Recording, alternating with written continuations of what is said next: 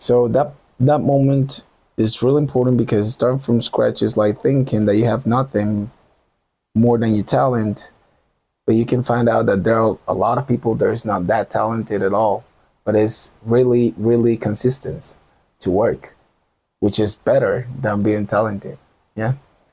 But like, I thought, like starting from scratch for me, from my point of view, is like starting with no contacts in the industry you're about to get in, no money or not a lot of it, and maybe you don't even have the support from your loved ones to do it. So for me, that's starting from scratch, from the bottom. Yeah, that's true. But the problem is that starting from scratch to me in this kind of situations is like not knowing what you're doing and just facing something. Because most of artists, we started from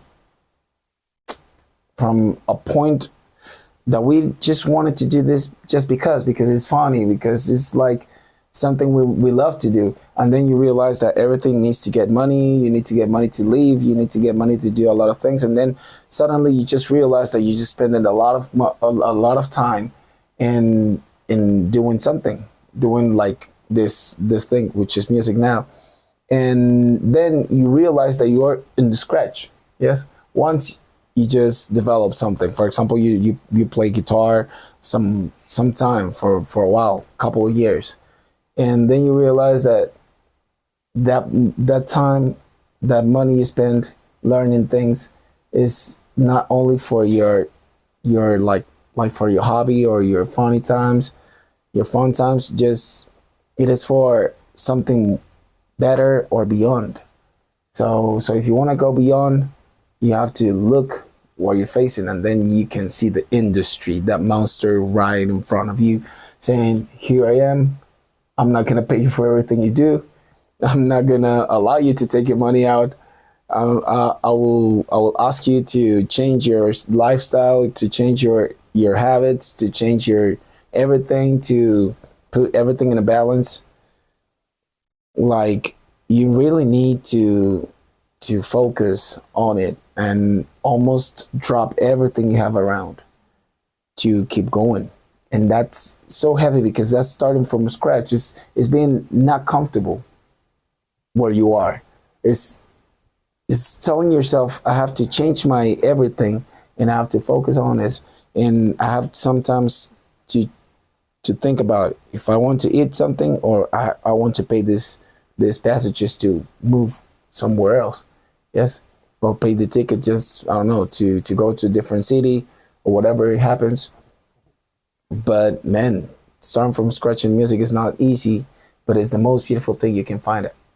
Because once you are going, like going up the hill, yes, step by step, you can look back and say, I was there, like, with nothing.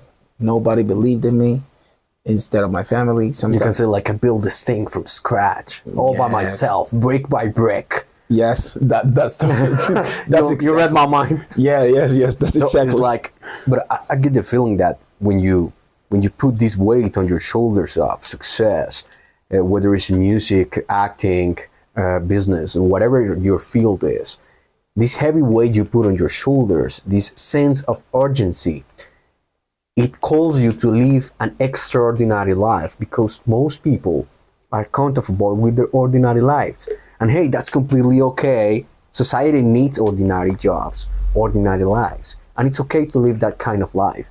But there's a small group of people who just can't handle having a normal life. I think music artists are among those people. Like, if you're a musician, by starters, like, you're not like the same breed of people. You come from a different breed of people. You want to do something different. You want to be remembered. You want to take a guitar and create something. You want to have stadiums full of people, like coliseums, stadiums, because they want you. Like, you want to share your art. And that's different. Not everybody has that willpower to share something.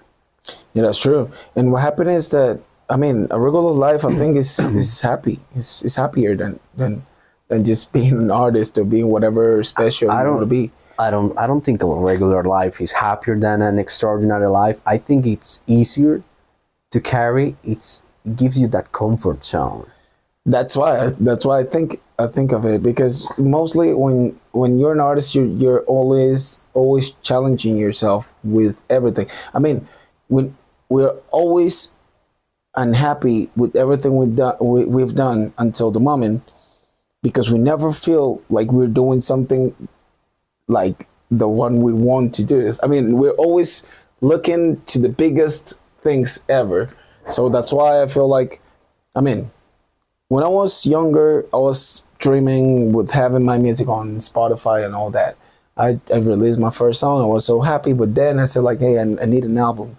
Now I'm working for the album, but then I will need like I don't know, 100 million streams, yeah. And I want to be top 10 in this kind of billboard, or I want to be in the Grammys or whatever. And then always I do every single step. I want to say this is because I just started to enjoy it, to enjoy every single thing I do, and to really enjoy the path I'm walking, because I was always thinking in the way I was saying. I released my first song and I was unhappy in that moment, because I said, no, I need to do something better than this. And then when I just got my first concert, I mean, not as me, as Jeff Leonard, as I was in a band at that moment. We were like 1,000 people in front, of more than that, 2,000, 3,000 people in front of me. And I said like, oh, I need something more than this. And I was always unsatisfied with everything. And I was not satisfied with everything I was doing. So the first thing I need is just to enjoy the path. But to enjoy the path, I need to focus on everything I'm doing and feeling good with it. Get in the comfort zone. But we're never in the comfort zone. We're always challenging each other. Like with artists, with musicians, with actors, with everything. We're challenging. I see you and I see that you're better than me. I'm always walking faster, because I want to surpass everything that is on my way.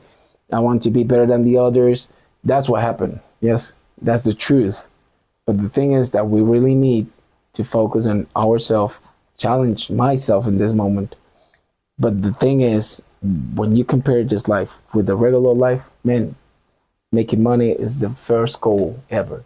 So if you get in a better job, you're saying like, yes, I need to buy this, now have it.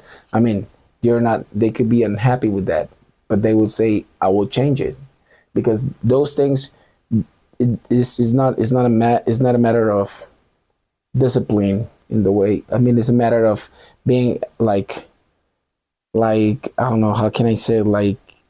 like smart enough to make money and to fulfill your necessities. Yes, but in this case, it's something that comes from soul. I don't know how to explain that, but It's not only about the money. It's about something else. Yes, it's about, because I can tell, if you can say to Michael Jackson. But that's great. But that's great because it makes you a man on a mission. So you're not happy, you're not sad, you're not rich, you are not poor. You are a man on a mission. You have a goal that's on your own. You want to share something with the world. Whether it's a movie you want to make, a song you want to produce, a concert, painting, a book. You are an artist. There's something you want to share with the world. And you want the rest of the people to see it and to react to it. And then you will see how they react. But the important thing for you is that they see it, that they know that you exist, and they know what it is that you do and how you do it. Yeah. That's it. Yeah. Yes. That's basically. Okay, let's finish this podcast. You were just saying like focusing on your life. Yeah. But when we open social media, it doesn't matter whether you're a musician, an engineer, whatever profession you have. When you open social media, everybody else seems to be having this great time, this amazing life, this dream life, traveling, making a lot of money, living in the biggest house with the best cars, going out with the most attractive people. So how does one cope with the fact that everybody else seems to be doing better than you are doing? Like, how does one bear the heavy weight of frustration? And I mean, to face the frustration in this moment, what I do is just to compare my life with others, but not in the way, not in a good way. Like no, this is not the way to say this. It's like not in the way they want to show me their lives, because I can show people my life too, and some people might think, no, he looks really great. He's on a concert. He's knowing this, and that people. He lives surrounded by beautiful ladies and all those things. But in the backstage, sometimes before the show, I was crying. I was crying before the show because I had a lot of troubles that I couldn't carry on, and I said like, no, man, I cannot compare their lives with mine, because I say if they show the best they have and I show the best I have, I know they have troubles too. So like the way I face this frustration to see people going better than me is like contrasting this thing with their realities and my reality too. And we can see like, no, we're walking the same path. Everyone has troubles in different levels, but they have problems.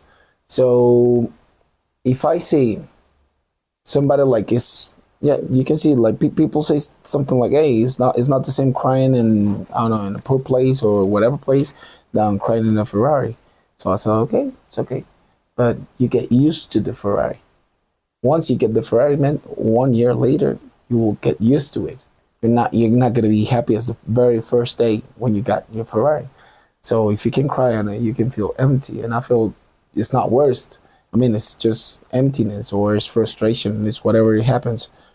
So you think they get used to that kind of luxury to the point when it does not complete them anymore. So when you have all this money and you live in a big house and you live in the dream, but then you get used to that kind of life. And after a while, you feel like it's so normal that you go back to that state of mind in which you're vulnerable again, and you start crying again, and you start feeling sad again, despite having all this money, all these things. Yes, that's true. That's what I think, because I was planning to be happy with everything I have now. I mean, when I was younger, I said like, hey, when I have this and that, and I will accomplish this list, I just have done everything I promised until this moment for that young kid. So the music, the concerts, the image, like the reputation and things. But once I just got all that, I realized that I have problems like everyone. I have troubles like everyone. I have my moments of downs. I have my ups and downs, and I have to do everything as much as possible. Work, and work, and work, and work again to solve one thing, solve the other, solve the other, solve the other situation, and get resolution for all. And the as things you around me. as you make progress, more obstacles come into the way. Like there's, oh my God, the new problem. All right. Yeah, the better you are in something, the same amount of, The better you get at something, the bigger the problems that yes, come. yeah, So, like you were talking about, like accomplishing your goals that you had when you were a kid. What are your goals from 10 years, in 10 years time, like in the future? By the time you're 39, 40, I mean, where do you see yourself? How do you see yourself? Do you see yourself at all? yeah.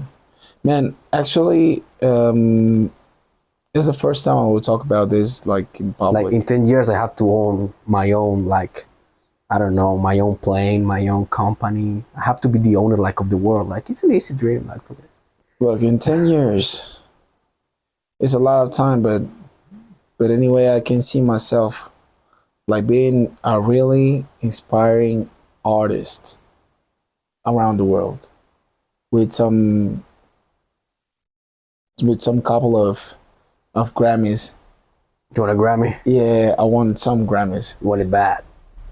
I want it bad. You want it bad? I want it bad. I really want it bad because I don't want the Grammy because the Grammy what the Grammy is. I want to be known as the guy that wanted a Grammy and won a Grammy. You know, it's like It's like when a shark goes for a prey. The prey knows that the shark is coming, but still it gets it. Yeah, yeah, it's true.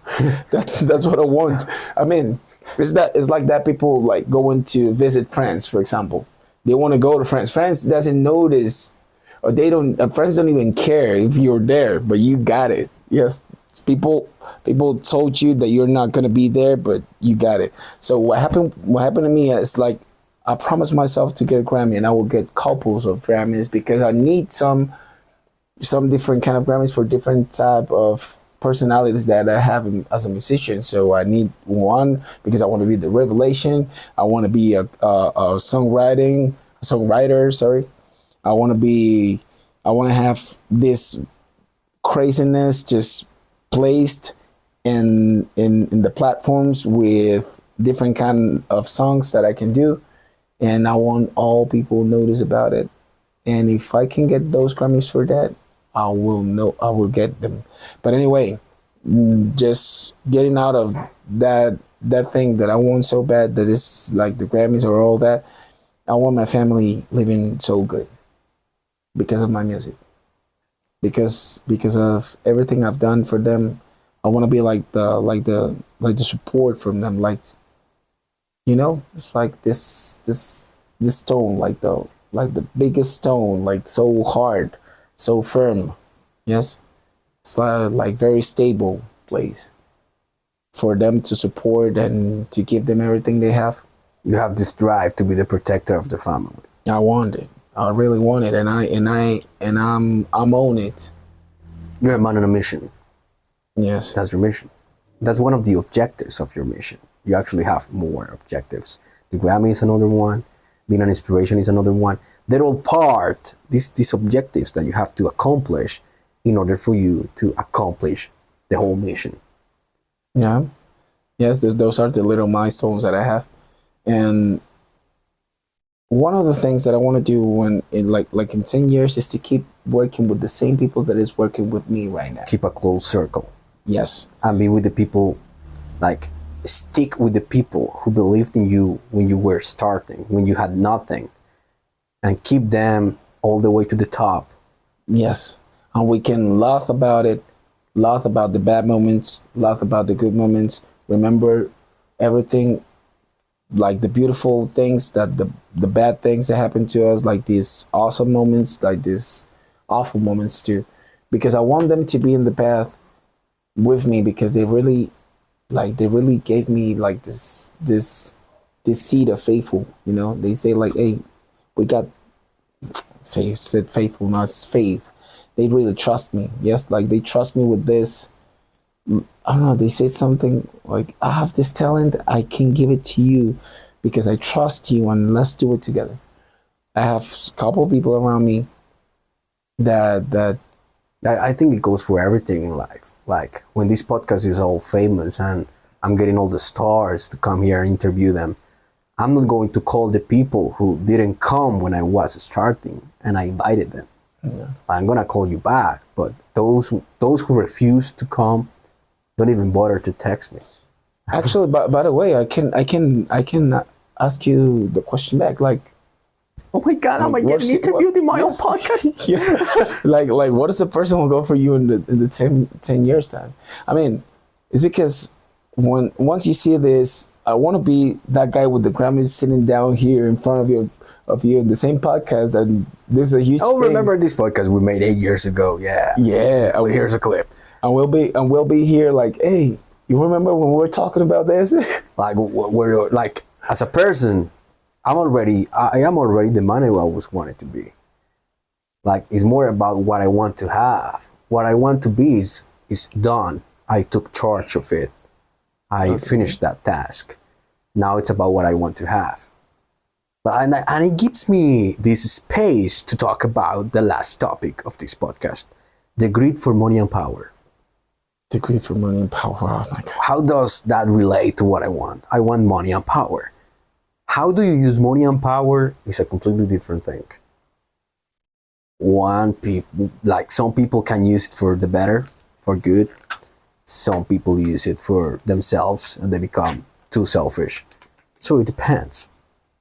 Like, I'm not that selfish. I just want money to buy a lot of guns, a ranch in Texas, and 35 cars. But I'm not that selfish, right? Come on, does that make me selfish? Maybe all those 35 cars are Bugattis or what? Yeah, like a Hellcat. I can have a Shelby Like from '67. I can have the Ferrari F40. Yeah, I have some. I just Cadillac imagine you Escalade, calling me in the morning like, hey, Jeff, the GMC I Sierra. woke up in my new Bugatti. It's like, Yeah, welcome. Yeah, and have these rifles and things. Yeah, and buy a World War II tank will be cool. Like I want to use money for those useful things. yeah, yes. Yes, helping sure. humanity. Helping the people. Yeah, helping humanity. You're going to be a... Then record videos on the internet telling people about how broke they are and showing them my Ferraris. Yeah. Useful things, you know, like okay, becoming an influencer for inspiring people. You say like, hey, piece of shit, you're not working so hard. You're not making 30 grand a day. Yeah, you're a piece of trash. Yes, you're not. You should be awake from 5 a.m. You're not here with me in Dubai. Like, Piece of shit. You piece of shit. Come on. Yeah, like, what I want money? No, I just want money for one thing. I want money to make movies, and then make more money to make more movies, and then some more money to write movies and produce those movies, and then more money to distribute all those movies, and more money to be creative enough, to be relaxed enough, so I can write and create more stories and more characters. For movies. Yeah. That's good. And movies. And yeah, but movies will create a lot of jobs. And then Plus, at the end of your life, movies make a movie about me, about the guys who make movies. Right, like I will write that movie, direct it, and yeah, be the main actor in it. Like produce it. So movies have a power that they don't age. Movies are timeless, and they stick. They have this power that they stick with you. There's a lot of movies that I carry with me in my mind all the time. So there's The Godfather, The Thin Red Line, Saving Private Ryan, Stalingrad. I can name like 100. And they're with me, and movies teach you something. There's always one lesson you learn in a movie when you're really paying attention. And you never forget that lesson. Once you watch certain type of movies, and once you finish those movies, you're never the same. You're never the same man again. Like I'm not the same man that I was before I watched The Exorcist for the first time alone in my house, 11 p.m. That was some experience. Reagan, is there something evil inside of you? In times. there is a movie that I always watch year by year since like 9 years ago, and yeah, the Pink Panther. No, I mean, ain't that the movie? No. The movie is Peaceful Warrior. Yeah, from 2006.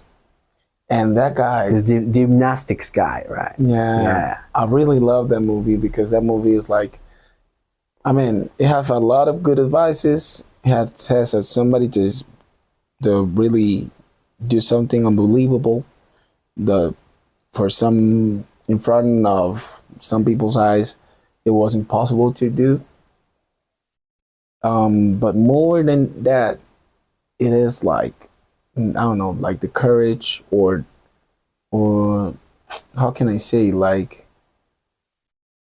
the moral of a story is that you have to be focused on your present all the time, the present moment. And that's what we never are doing, mostly. We are like focusing what's going to happen in 5 minutes, 10 minutes, 10 years. It's maybe because most people are not satisfied with their current situation, so they try to focus and working on something so they can improve and be satisfied with their near future. Yeah, but while they're doing that thing, they're thinking in the future and they lose the present. So that's why they don't do good. You know what the Joker said? That's one quote from a movie that stick with me. It sticks. I learned this. He said, life is what's happening while you're busy making other plans. That's life. Yeah. This moment that's going by and you're not paying attention because you're here focused on planning this shit and this and that and this project and whatever. And that's life. It's not this that you're planning. It's this that's going by right in front of your eyes and you're not paying attention because you're too busy trying to improve everything. You Yeah. see? Movies teach you something. Yeah, so that's I've heard that in that movie that you have to be focused on the present, but the thing that I saw too was that Michael Jordan, Kobe Bryant, those personalities, I just saw them doing something, and it was exactly the same. Michael Jordan was the best player ever because he was not 1 second in the future, 1 second in the past. Never. He was always in the present. Because basketball is a very very quick game, very fast game. You need to be like awake every single second and not regretting one shot that you didn't miss. Yes, it's like taking the shot, being responsible of doing it correctly, and not being in the future just I don't know, crying for something that you lose or celebrating something that you've done well. I mean, you have to be in the present. So that's something that I like from that movie because it really shows me that. But every single year shows me different things because I'm growing up and perspectives in life are changing always. So the same thing that I saw before is not the same thing if I see it now. No, I think it's the same. It's just that your process is different. I mean, yes, it's true. Your perception has changed. The movie hasn't. You have changed. Maybe the movie changed you. Yeah. You never saw it that way. Yeah, that's true. Like I'm spreading too much of my like knowledge around here. So I think it's time to cut this off. Jeff, thanks for coming to Pereira Podcast. You're invited, but you have to win the Grammys first. Yes. Oh well. It's been a pleasure. It's been one of the most interesting podcasts I've made. The first one in English. Yeah, that was a challenge. And I think I'd said 2 or 3 smart things, which is a record for me. And yeah, like if you want to say something to your fans, because I know there's gonna be a lot of chicks like your fans like watching this. So girls. Okay, first of all, before I say my goodbye and all things, I have to say that I feel so happy to be here, like speaking in English all this time.